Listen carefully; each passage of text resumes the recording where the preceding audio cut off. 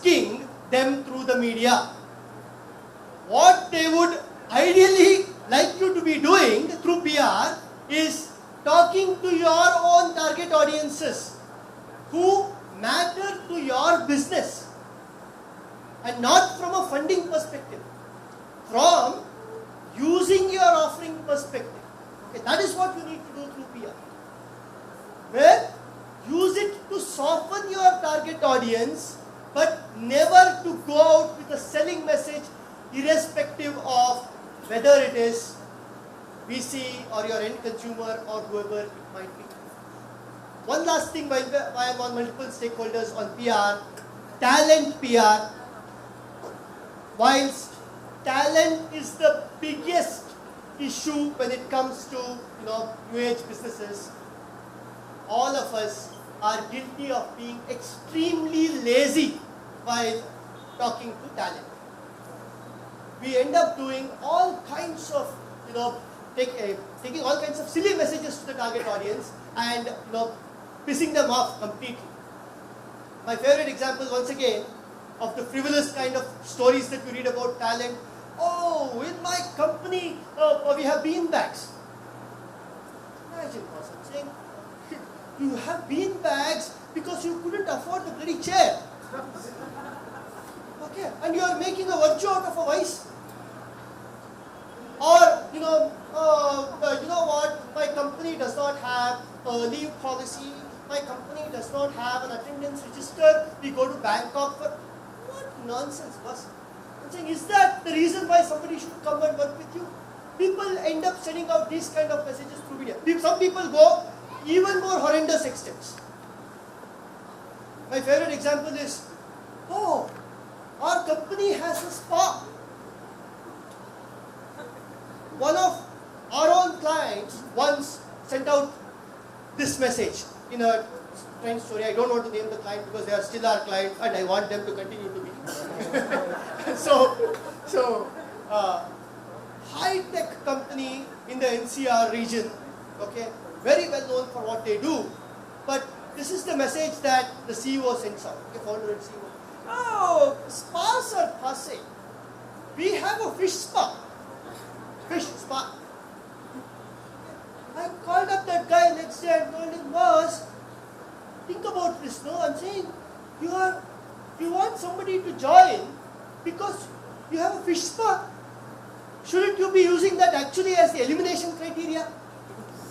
Okay, shouldn't you say you're a donkey, you have come here because we have a fish spa? Get lost. Isn't that what you should be saying? Okay.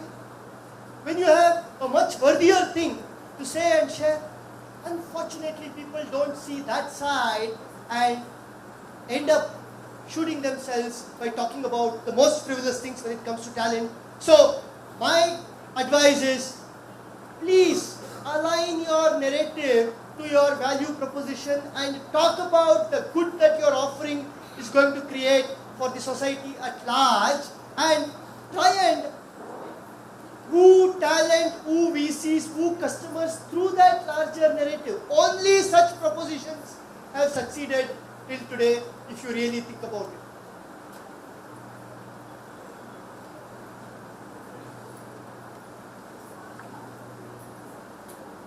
Yeah.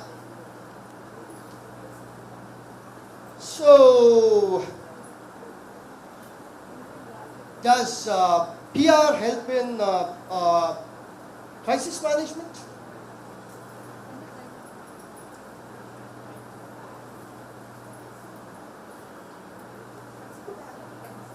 Crisis management.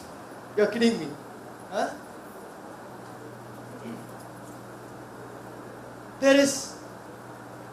I'm on record now, camera is rolling. I, Ravi Shankar, hereby solemnly affirm that there is no such thing called crisis management. Okay? There is no such thing called crisis management really. There was a time when PR agencies were hired to mitigate a crisis. But in today's times, the crisis does not break out on the front page of Economic Times or Times of India. It breaks out in 140 characters. He just broke a crisis. He was messaging while I was coming this side. Okay, so it breaks out in 140 characters. So how do you manage a crisis? How can a PR agency, okay, poor fellows like me, manage a crisis? There is no way. And there is also no point trying to dig the well after the fire has broken out, isn't it? Okay. Why will the media not report a story which has already gone viral in, let's say, Twitter or Facebook or any of the other social media means? They will. So what can PR agencies do? PR agencies, if the client is honest and transparent enough in sharing everything with them, can only do one thing, which is try and see if they can get your message alongside that crisis report that has come up. That is all. And that too, it's left to the discretion of the media. But most media would report your side of the story as well, because they also have the responsibility to be seen as neutral. So they will try and report your side as well, only if you are seen as an honest, transparent, credible source of information. That's the only thing that PR agency can do. Here is, don't believe those who will come and tell you that they can stop a story, they can manage the media and things like that. Indian media, again, camera is rolling and I declare, is very, very honest. Okay, you cannot, through either coercion or by bribing them or anything, you cannot stop a story or anything like that. Yeah, there will be exceptions everywhere, but those are only exceptions that prove the rule. As a rule, the Indian media, especially such media that reports on business, has its heart and the brain in the right place and will never give in to tactics that are not above board. One less reason to hire a PR agency. Okay, they are not capable of doing crisis management. Yeah, so you're exceeding your time by giving lengthy answers. So if you could quickly come down to telling us, so what's the be all and end all of PR?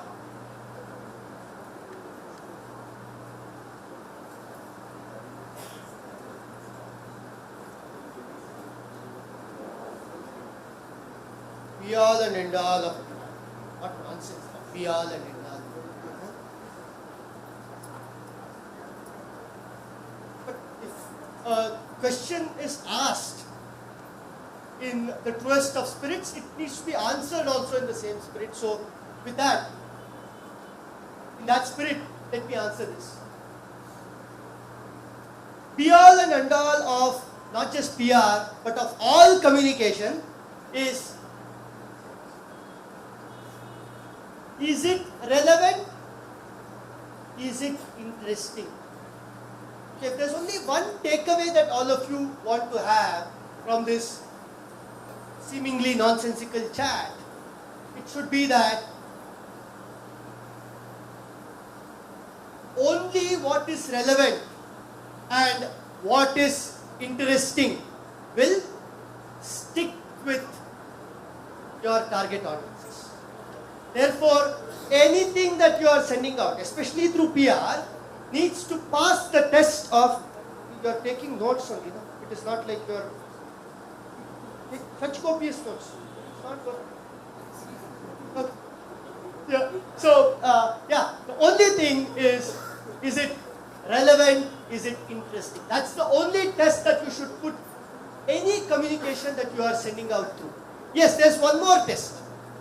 One more test in today's times, and the earlier speaker I overheard, briefly touching upon it, pun intended, and that is about being brief, the art of brevity. Okay. You all know Joseph Pulitzer? Joseph Pulitzer, how many of you know? Yeah, so Joseph Pulitzer was considered to be the father of, this one you will know, all of you will know, was the father of yellow journalism. Okay, so yellow journalism, how many people know? Hey, yellow journalism. You don't know yellow journalism? Hey, come on. You don't know what is yellow journalism? It's unfair. Okay, they are not willing to accept. Yeah, so he's supposed to be the father of yellow journalism, and when he died, they found that he had 6 words written everywhere that he would sit and write. And those 6 words were brevity, brevity, brevity, accuracy, accuracy, accuracy. These are the 6 words. Actually 2 words, brevity, accuracy. But he had written it down 3 times each. So, the art of brevity is extremely critical. Is it relevant? Is it interesting? Is it brief enough for your target audiences to be assimilated? In an age where all of us suffer from attention deficit disorder and all the related disorders, and yeah, our attention span is about 140 characters like I said earlier, can we be brief? I will end this in, for the organizers who might be getting jittery about me overshooting. Okay, I'll end this in less than 5 minutes, but not before I tell you all 3 stories. Okay, and then I will try and connect it back to what I was saying.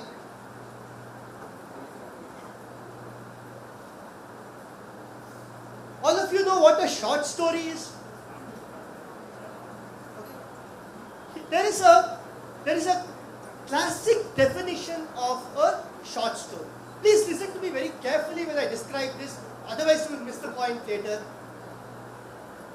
A short story is one where you can imagine a past, you can imagine a future, and there is a point of high drama within the story. Okay. That is supposed to be the classic definition of a short story. So anything that conforms to this, irrespective of how short it might be, will be considered a short story. So I will tell you 3 short stories. I will begin my first short story now. There was a Don who went to have a shave done. Somebody walked in to the barber store and slit the neck of the Don.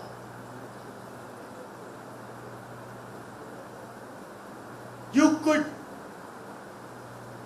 not see death on the face of the Don. You could not see death on the face of the killer, but you could see death on the face of the barber. That's all. That's the end of the story. Okay. Very short, isn't it? Saying the Don went for a shave, somebody kills him, you couldn't see death on the face of the killer, nor of the Don, but you could see death on the face of the barber.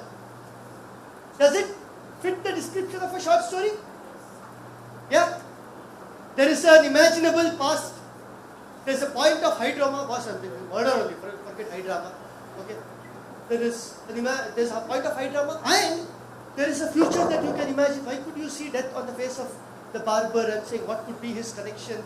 Why did this whole murder occur? What happened? So there's a whole thing of an imaginable future. But in today's times, I could see that when I was in my second sentence, some people had already switched off, and they were trying to look at their mobiles and stuff like that. I'm saying all of us are in this state of great urgency. I'm saying if I had the time, I would have gone on a different narrative on that, but we'll save that for another day. I will tell you the second story, which by the time you do this, what you just did, the story will be over. So you can't do this. You have to look at me in the eye it will be that short because it's just some 7-8 words, that's all. And it will still fit the description of a short story.